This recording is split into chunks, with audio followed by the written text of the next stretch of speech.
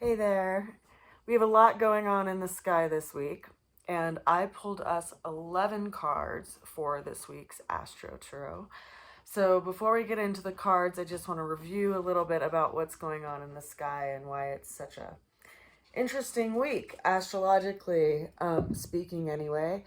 So in recent videos, I've mentioned cardinal signs versus fixed signs versus mutable signs, or active, passive, and neutral, or integrative signs. And when planets get aligned by mathematical relationship, if it's a square, it tends to be challenging, versus if it's a trine or 120 degrees, it would be more of an easy relationship and it'd be more helpful. We have a couple of squares happening right now, which can be posing some challenges for us. And squares are always in the same uh, energetic of each other if they show up. So, for instance, you'll because there's an active water sign and a mutable water sign and a passive water sign, when all of the active signs get aligned up, which would be active water, active fire, active air, and active earth, when all of those get lined up, it's a square relationship because you have all of these energies that have strong like it's the similar energetic, but they're in this square relationship by 90 degrees, and so they create challenges for us. And if they're in the cardinal signs, if there's a T square, or three planets that are in cardinal signs, if you have any planets in cardinal signs, it's going to get triggered by those. Just like if you have square relationships showing up in fixed signs, if you have planets in the fixed signs, they're going to be influenced by the energetic of that T square that's currently happening right now in our star system. So right now we have currently a full moon happening, and we also have a cazimi, meaning that the sun and Mercury are in the exact degree of alignment, but Mercury is going retrograde, so it's passing in front of the sun. So it's this interjection of these two energies together, because you have Mercury, which is communications and the way we see things, and how we live our day-to-day lives in our neighborhoods and our relationships with our siblings. It's in this relationship with the sun, and they are at 26 degrees of Leo, which is currently in a square relationship with Uranus over here in Taurus, which is fixed earth. These guys are over in fixed fire of Leo. Now that is also, going to be in a fixed relationship here today. Actually, I just plotted these yesterday.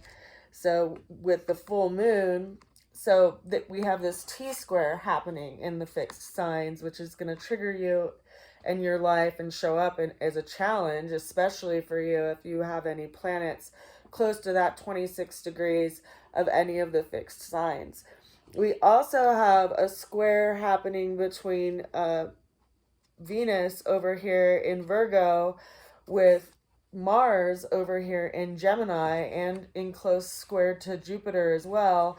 But they're also in square with the Saturn placement in Pisces. So we have this opposition between Venus and Saturn, along with this square energetic of Mars. So you kind of have the lovers squaring off in the mutable signs, because the mutable signs are Gemini, Virgo, Sagittarius, and Pisces. So if you have any planets in those mutable signs, you'll be feeling this square. Although squares in mutable signs aren't quite as difficult as when squares are in fixed signs, because people who have a lot of fixed planet placements in their chart tend to be, really strong-willed in their nature, whether it's, their fixed natures in Scorpio or Leo or Taurus, or um, Scorpio, Leo, Taurus, or Aquarius, depending on element. So those are the square relationships that we have going on right now. And then we also have Pluto over here at 0 degrees of Aquarius. We have Neptune over here retrograde in Pisces. So those are the planetary placements for this week. And consider that, when you have two planets that meet up, when there's a cycle to one planet, so for instance, Mars and Jupiter right now are in conjunction, and Mars takes a little over 2 years to go around the whole zodiac system. So it basically is like meeting Jupiter, giving it a handshake, they're having conversation, they're initiating big things that are in the area of Gemini in your chart. And they're in that square relationship with Venus and Saturn. So Saturn can be really limiting, whereas Jupiter is rather expansive. And Mars is kind of interjecting in the conversation to get Jupiter, some energetic to move along, and being very initiatory and like motivating and things that need to expand in our lives, even though we have this other energetic that's like pulling at our attention through some kind of limitation. So these things are happening, and they're happening in your chart in a certain house, which is going to be affecting a certain area of your life. And, consider that whatever Mars is initiating now with Jupiter, Mars won't be in close conversation, in direct conversation, I should say, with Jupiter for another 2 years. So Jupiter takes roughly about a year to go through every sign. So it will be like, let's see, it will probably be in Leo the next time that Mars and Jupiter get to have a conversation again, which is kind of interesting. So this is initiating a 2-year cycle between Mars and Jupiter before they meet again. So with that said, let's go ahead and jump into the cards. Sorry, that was a lot. There's 11 cards that we have for this week. And, initially I thought we were going to have, I kind of suspected us to have like some intense cards for this week. But when I first started pulling cards, they initially just started being, just kind of lower numbered cards. And then all the big dogs came out at the end. So let's go ahead and walk through this. The first card that we have as our opening energy for the week is the 5 of Swords. So we see someone who is picking up swords, and there's these people in the background behind them, in this kind of dark and gloomy sky with this body of water in the background. And this is all about whether to act or hesitate about, in a situation, and how we want to apply ourselves, but also telling us that we either, as my teacher used to say, we have to shit or get off the pot.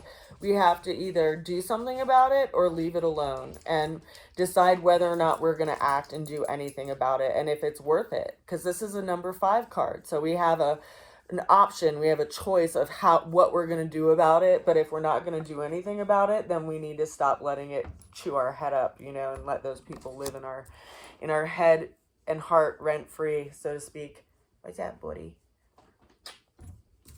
Our challenge showed up this week as the Justice card. So this is our first major arcana showing up this week. And, the Justice card is representative of Libra energies and ultimately Venus energies, which govern Libra. And Venus is in a square relationship with Mars right now and in opposition to Saturn. And she's not in her favorite place. She doesn't necessarily like to be in Virgo, which is very practical and kind of self-criticizing, and, someone who really thinks about things a lot, but in a practical manner, and kind of breaks things apart. It's all about how we look at our day-to-day routines. And so she's examining that a lot right now, but she's in this square relationship with Mars and in this opposition relationship with Saturn. And so it is posing a challenge for how Venus uses her energies right now, and the things that she has to consider, and where she puts her energy and efforts in regard to this time period, especially this week with these T-square relationship. But the Justice card, in this card, we see this queen that's sitting on a throne with these purple curtains drawn open behind her, and she has one sword in her right hand, and or no, in her left hand if it's a mirrored card, and she is there's a little flame on the very tip of this card, and or of the sword, like she's actually getting some kind of divine information. And she, in her other hand, she has these scales, as if she's measuring all of the things that have happened and measuring all of the truths and all the things that she knows before she makes a divine action. And this is ultimately, it's called justice, right? She has to make some kind of decision or some kind of choice, and it does govern relationships. So there could be some relationship challenges this week, especially with that square relationship between Venus and Mars in opposition to Saturn. Now, the way through the challenge showed up as the Ace of Cups, so we have to remember to be open-hearted and leave ourselves a little bit vulnerable so we can take in the information of the emotional body and what we can gain from any situation, and really listen to how our emotions, which is energy in motion, responds to things, with the awareness that there are all of these pressures going on around us, and to take that into consideration so that we don't always take everything so personal.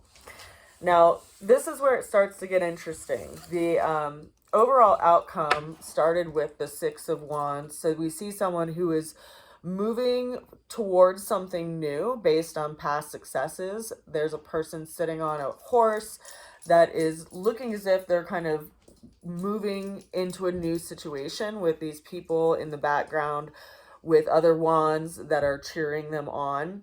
So it's a balance of our energies and where we feel inspired to direct our energies and our efforts. That's followed by the Four of Cups, which is an emotional contemplation of a situation. Someone who's, thinking about things and considering what to do based on the emotional response, and call in memory about different situations. Now, this is where it gets interesting.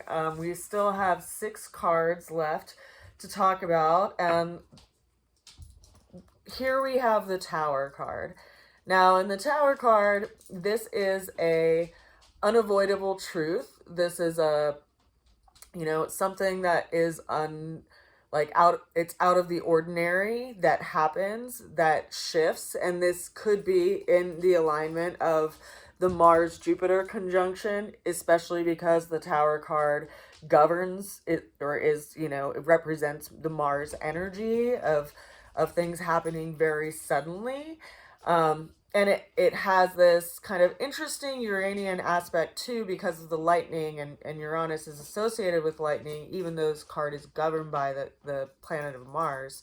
But it's that sudden, unavoidable change that comes in, that really, shows you what is important, and where to put your energy, because you have to focus on something that's immediate. That's clarified by the Nine of Cups. We see this completion around some emotional situation, someone who could be living in the past, or is just like in a very nostalgic place around how things have been. That is further clarified by the Hierophant, which is another major arcana. And consider that major arcanas are like opportunities to level up in some kind of life situation, because it poses some kind of challenge. And the Hierophant is associated with Taurian energy, which is where we have Uranus currently. Taurus is also governed by the planet of Venus, and so it's another reference to Venus, but I think it's especially a reference to that square relationship that's happening between Uranus, the sun, and the moon right now, currently, today, and this kind of unexpected, unavoidable change energy, but also like going with the way that like the social structure and social order tells you to go. It's also the revealer of secrets. So there's something that's being revealed through this experience that we really need to take into consideration, which is why I think, our challenge showed up as the Justice card, because she's telling us, you can't ignore the things that you've seen and the things that you've witnessed. You have to take that into consideration when you make your choices, so that you make your choices within divine law of what you know is actually possible, and what are all the things that you need to consider based on all the things that you know. And these cards are somewhat related, the Hierophant and the Justice card, because they're both related to Venus. But especially like with the Hierophant, we see someone who, is in a religious place. So it's asking us to really center into our beliefs and make sure that we move forward with our beliefs and align ourselves with that. And then the last three cards, we have the Magician, which is interesting because we have that Kazemi today between the moon, the Mercury, and the Sun, which actually Mercury is also in that square relationship with Uranus as well. And Mercury is currently retrograde, so there is some work that's being brought to the table as far as communications and things that need to get resolved, which, could be related to this opening card of the Five of Swords that we had there, as far as like, what conversations are you going to pick up versus which ones are you going to let kind of eat at your head and eat at your mind. The Magician is really bringing that up kind of as well, because we see someone who's acting as a conduit and has all of their four tools at their side. So it's asking us how we're going to use our tools and reminding us to be self-sufficient, and that by listening and acting with divine law and where we feel inspired and called to act like a conduit, then that's where the most magical of things can actually happen. And we just have to follow our faith and follow our instincts and ultimately follow through. That was followed by the Cosmos card, which is also known as the World in other traditional decks. And this is related to Saturn, but that energetic of completion and integration. And Saturn gets a really hard rap because it does bring about limitation, but it's the planet of responsibility. It brings things to the table that you can't always ignore. So you have to work with it. You have to figure out if it's worth it to work with it, and if you're going to learn something from it that's of value, then it's worth it to work with it. And so this is bringing up that energetic of completion and resolution and things ultimately working out, but we do have to learn to listen to our own inner guidance and follow that. The final card that we have for this week is the King of Pentacles. This is another Taurus related card. It's a fixed earth energy, which is why it is related to Taurus. But we see a king sitting on a throne, and the area around him is very abundant, and he is sitting in a place of kind of beauty and enjoying beauty and enjoying life in general, because Taurus is governed by the planet of Venus. But consider, that Taurus does have a lot of changes happening in it right now. And as far as a person, this is a very stable, secure, hardworking individual. And that could be what it's asking us and telling us that it's time to do. And this situation that is coming to pass this week and that we are coming to work with this week is really telling us that it's... Sorry, I live in a farming community and there was a big truck that just went by. But the energy that's coming through this week is really telling us it's time to dig our heels in and do the work. Because Taurus, is related to the bull, but it's stubborn in its beliefs, it's stubborn in its values, and we need to let our values ultimately guide us and listen to our intuition so that we can make decisions with all of the information that we've gathered along the way. So it's going to be an interesting week. I think a lot of people are going to get some awareness this week, especially with this full moon that we are having today.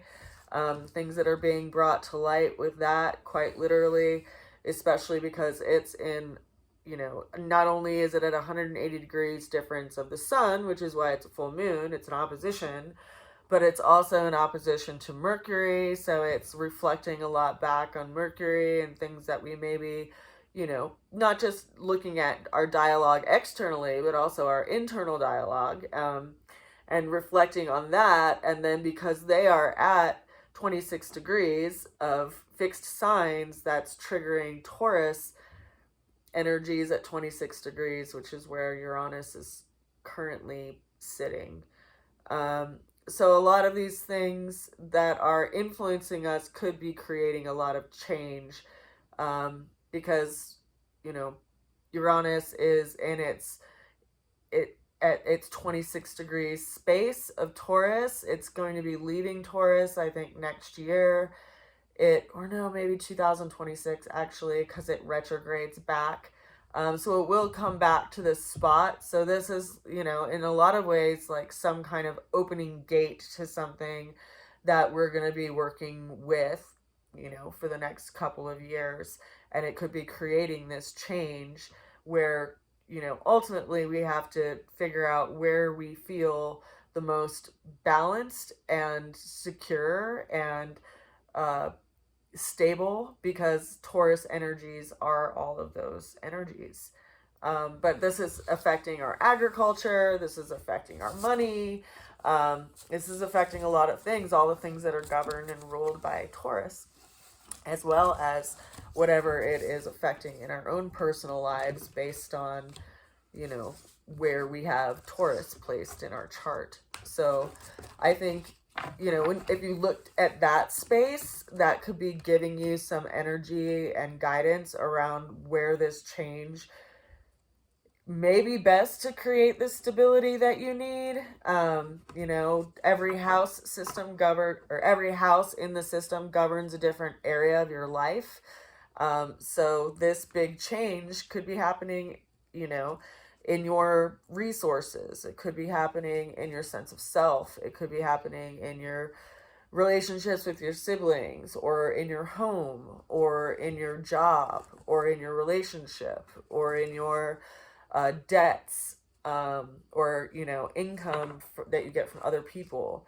Could be happening in your like teaching area of your life, or learning area of your life, or long distance travel. It could be happening in your reputation, or how your life legacy, so to speak, or in your friend group and who your community is. Or it could be happening in your religious space, and your spiritual life, or how you feel isolated and separate from the world.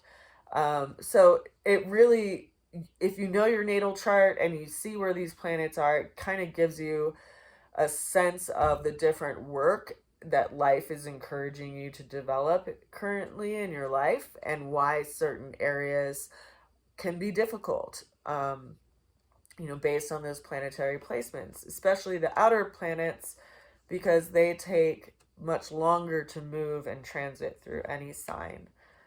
So Saturn is very, can be a harsh energy. It takes 28 years to move around the whole zodiac, so it's in every sign for about 2.5 years. As I mentioned, it takes Mars 2.5 years to move around the whole zodiac.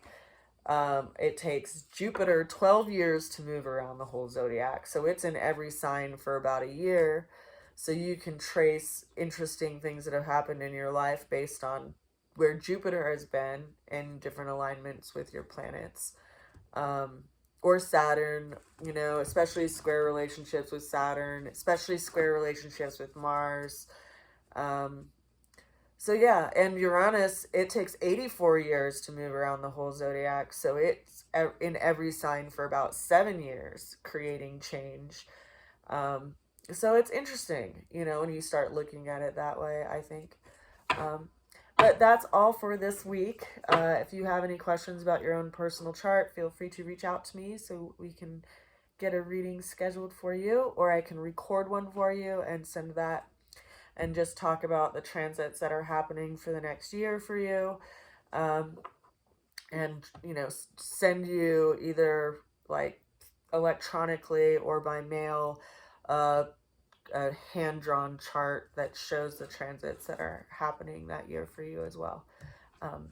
But other than that, I'm sending a good wish to you. You can reach me at rootsofalchemy@gmail.com or check out my website at rootsofalchemy.com.